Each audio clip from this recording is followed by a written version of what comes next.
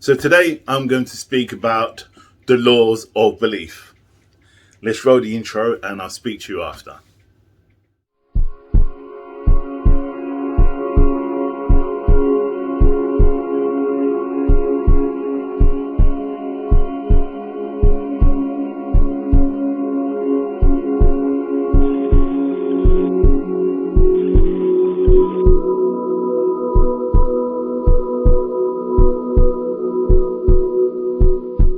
So namaste and welcome back. My name is M. I'm from Karnak Holistics, where we learn together and we grow together in the sight of God. So today I'm continuing my second video, or my second episode, called The Laws of Belief.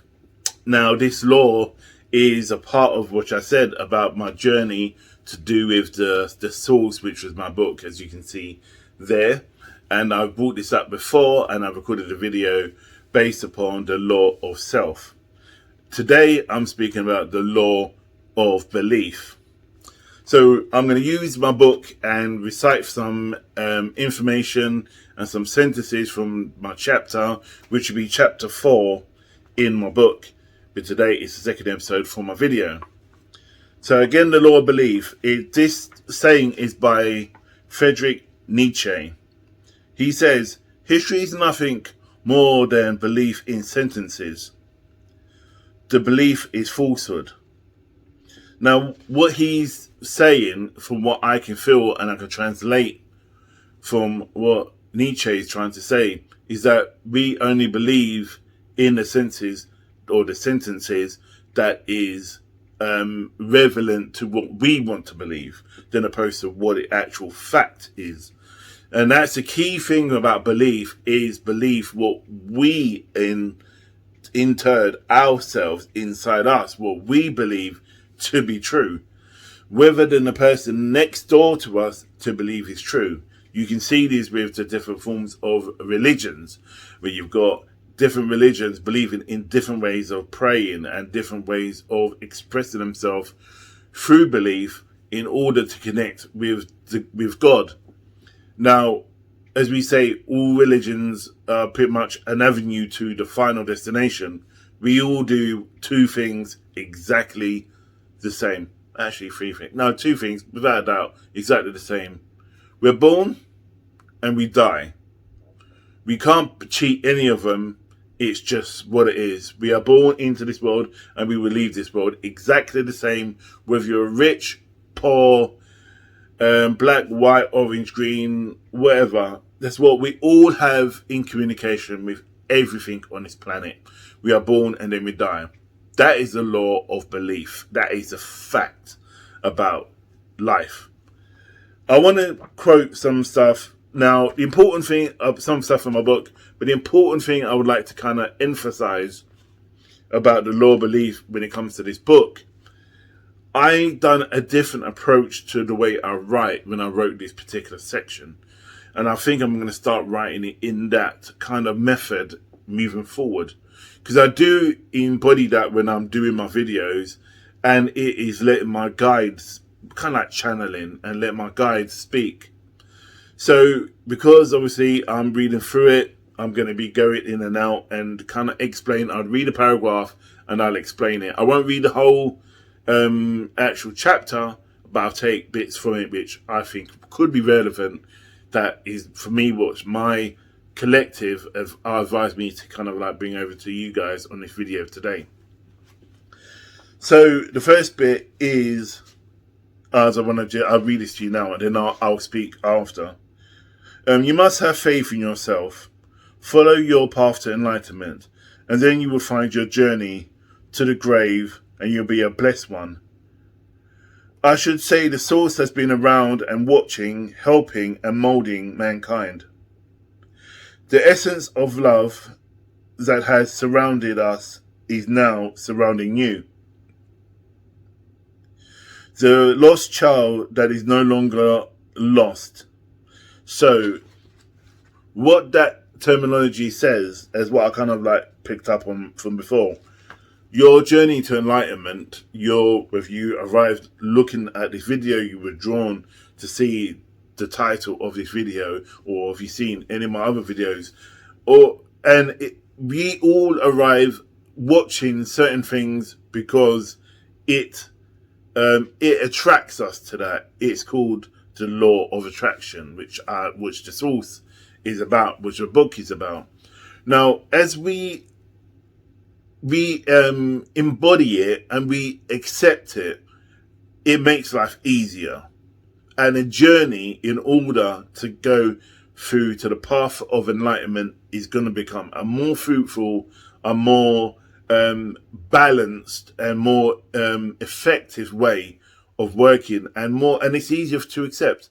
So let me explain what enlightenment is. Now, enlightenment, and I think a lot of people get this wrong. Enlightenment is, for the fact, is where you come into awareness and you realize what your true calling is. You be able to look outside the normal way of thinking that normal mankind does do. So let me give you an example. The example would be that someone would believe that you just do a 9-to-5 job and that's the best way of achieving and making your life be successful, because that's what you've been shown. An enlightened person will go against the grain. They will turn around and go out and find another job, or they'll go out and start their own business. They wouldn't necessarily just say, all right, okay, if they got a calling, for example, to start their own business, they won't stop and go, well, I need to remain and do this 9-to-5 job because that's what life is about. That's not what enlightenment is. Enlightenment is, for the fact is that you get enlightened. That's what it's called, enlightenment, or you get enlightened. And it's not this big halo you see and everyone sees. When there's levels of it, as you progress and you go down that journey and you start to open up and really embody that your newfound gift and excitement, it does open more things, and it's like a Pandora's box gets opened, and you begin to really orchestrate and be able to really manifest the things that you want to appear in your life, than opposed to just staying unenlightened and staying with the normal rhetorics of life.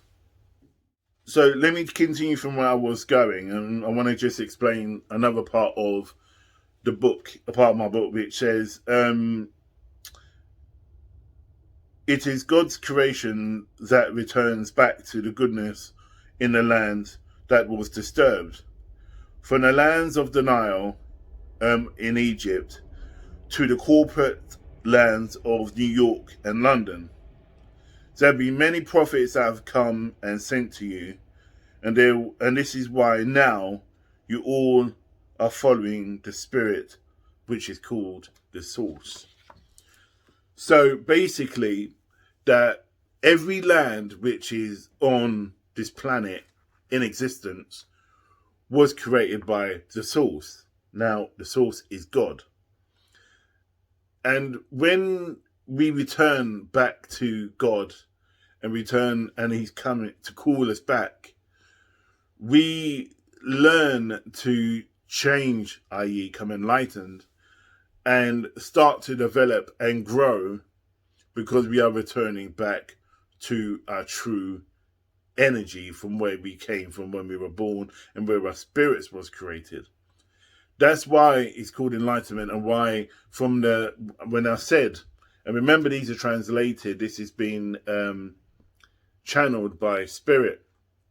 So when they say that we, from the lands that was disrupted in Egypt, and i.e. the Holy Lands, to the corporate lands of New York and London, all these kind of areas and even ways of thinking will return back to the source again, i.e.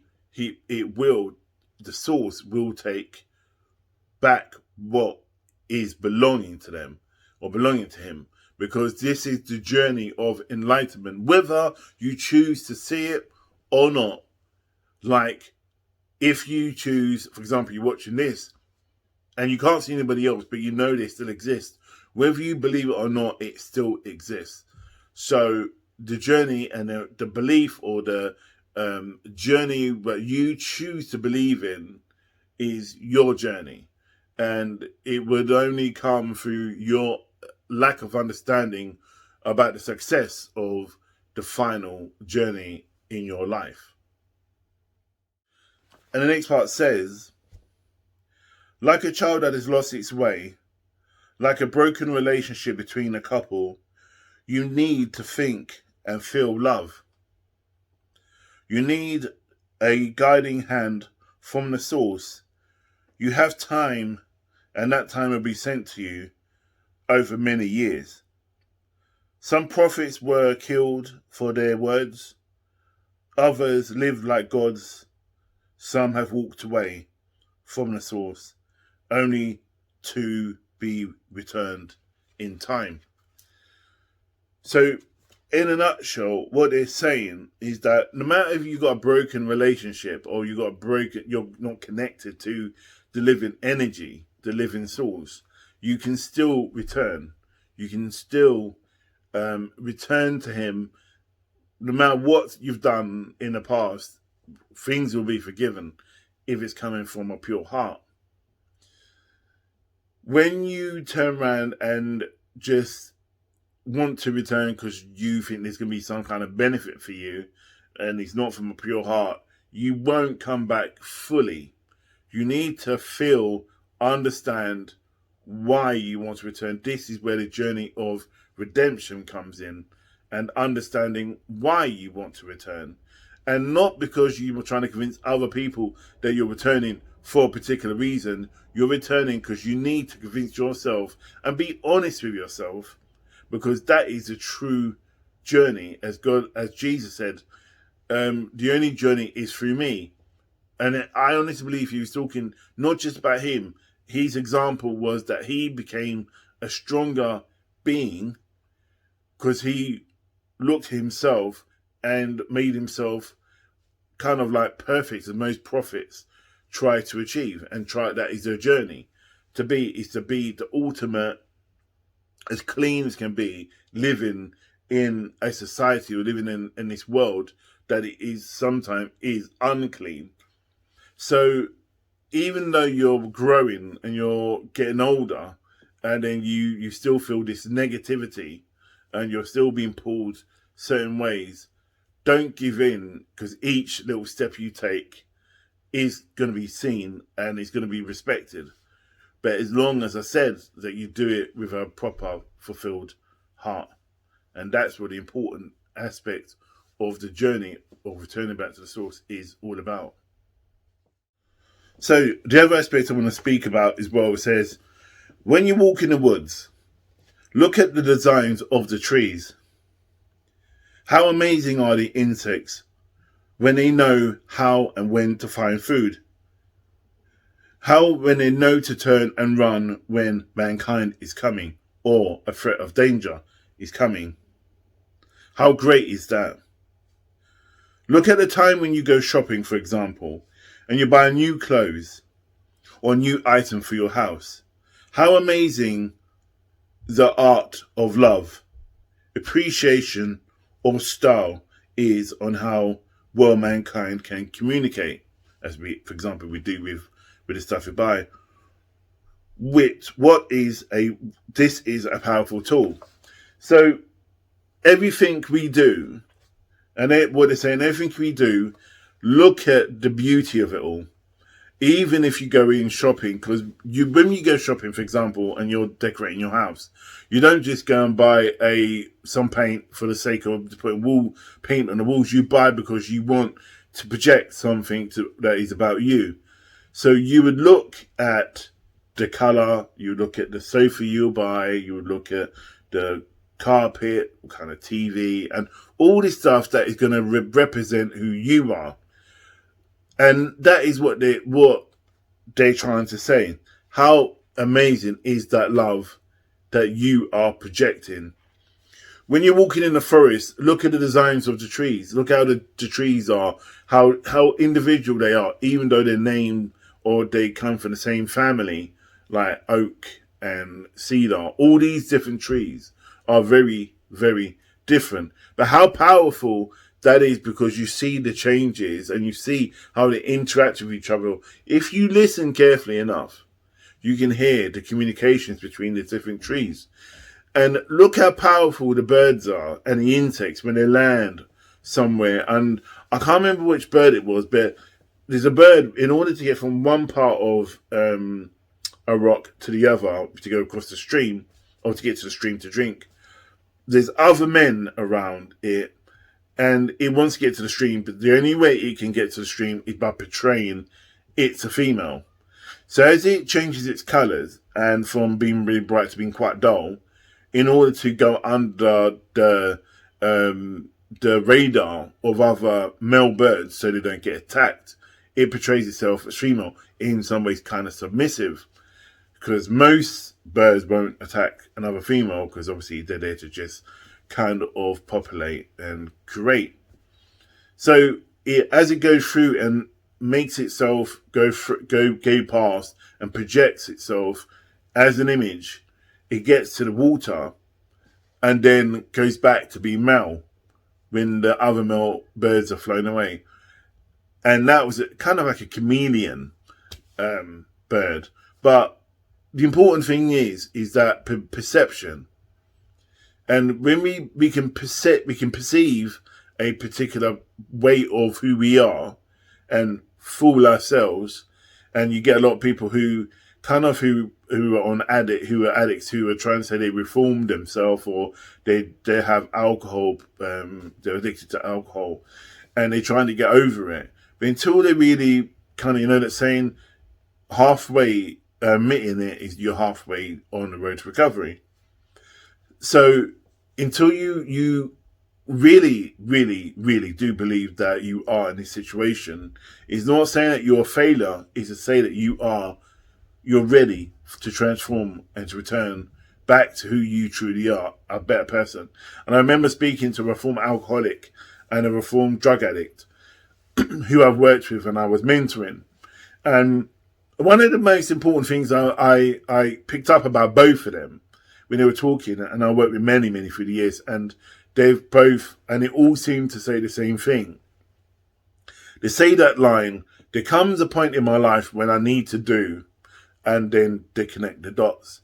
Whether it's that someone's left them, or they've been made homeless, or something's happened to them, they've all said, there came a time when I needed to. Now listen to that word, them words. There comes a time, remember I spoke about time before. There comes a time when I needed to. Need, and on many of my videos you hear me say the word want.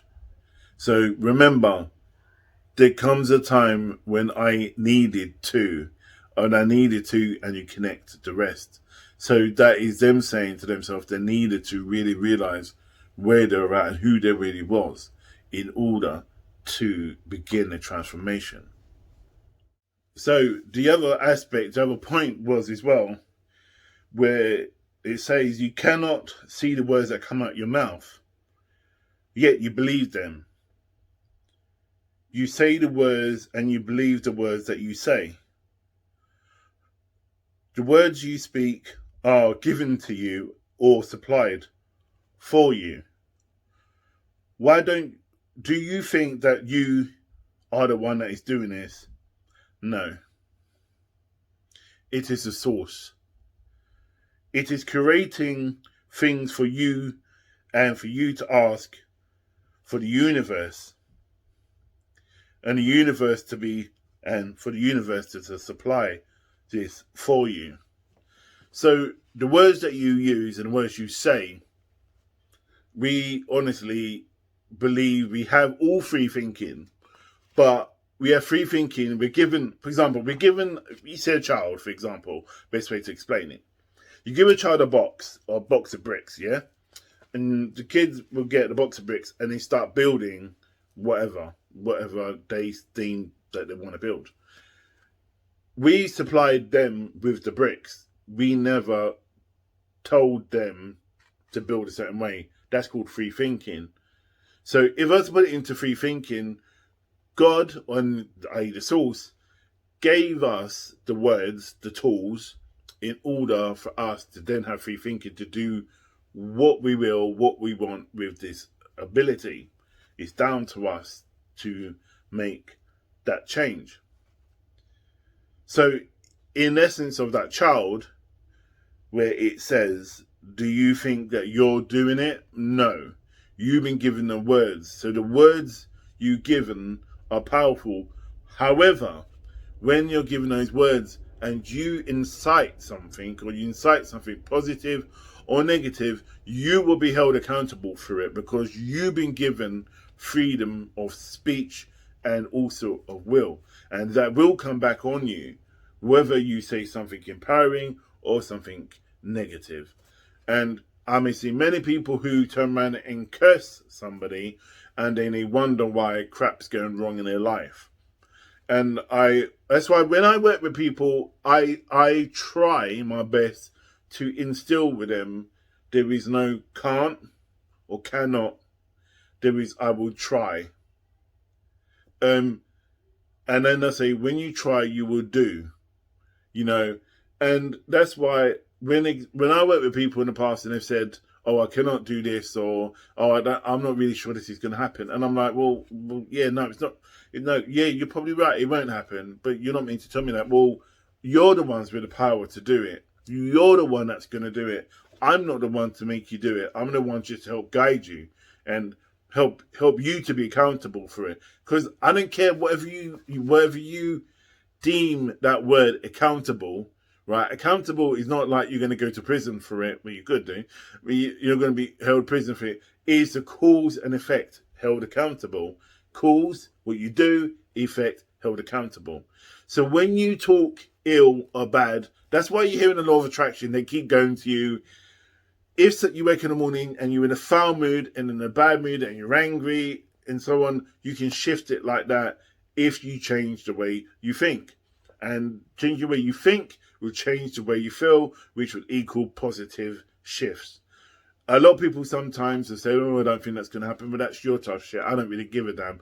But I'm working with the people that want to shift their life by all means necessary.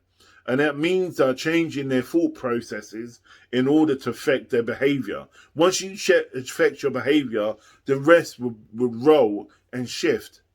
So the more you turn around and live in this isolated world, I ain't going to happen, then it stay there. And as I said in my last video, I'm not going on that pity party merry-go-round with you. I'm not standing on that merry-go-round with you. I'm not doing it. I don't have the time, and I'm not wasting my time with people who are constantly feeling that they ain't going to achieve anything because that's their narrative. There's a journey that you go on. The journey or the train, which I say, the journey of hope. I will be on the same train with you, sitting beside you on that journey, supporting you. I will not be in a train that goes round and round and round and loops. It just seems no purpose. You want to do that, that's your prerogative. That's just you. That's just me. So that's what's really powerful about it, and the transformation of that in particular. So the other part I want to speak about is, what do you believe in? The question's asked. And the response was, what do you believe in? If you can have anything you want with no limit, what would you ask for? The only one thing is to stop you is you. Remember, the most powerful tool that is shifting and transmitting out is your thoughts at high speed.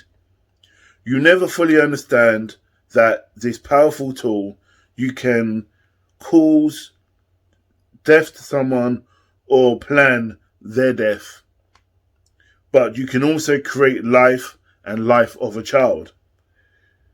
The source himself commanded the power, or the powerful and the famous words, let there be light, and what happened? There was light. So God endowed us with those words. we can say, let there be light, and there will be light, a new life.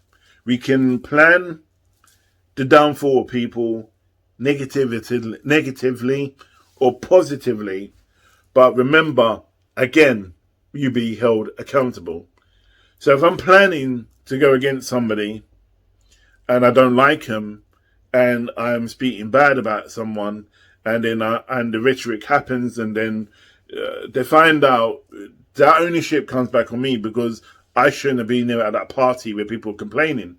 I should have left. That's why when I work with people again, I say, look, when you have negative people who are gossiping, step away, make your excuses and leave, because you're attaching yourself to that stink, and that stink would only come back on you. Because I can guarantee you, if someone spots it and they go, oh, well, these people were saying X, Y, and Z, yeah, M was there, they will name somebody, especially somebody who is not normally like that, you know. Now, really, in the essence, if you're tied into a situation where you can't get away for whatever reason, and you're out at dinner and then people are talking about someone, you don't necessarily have to just listen to them, go on your phone, or just go, can we change the subject? You know, and it's not you being really awkward. It's just these people probably don't have much going on in their life, and they just like to just, you know, shit on people. So that is the law of belief. And the law of belief, as I pointed out, is about belief in yourself. And when you see the essences of that law, it will cause a massive shift for you if you're ready. But you need to own it. You need to take that on board and shift that forward. So I'm going to end it there, and I hope it's helped. And got any comments, like, share, and subscribe. And also pass on, share, and press that notification button, that little gold bell. With any videos that I come up with, you'll be alerted. And yeah, I'll see you in the next video, my next third video about the source. Namaste.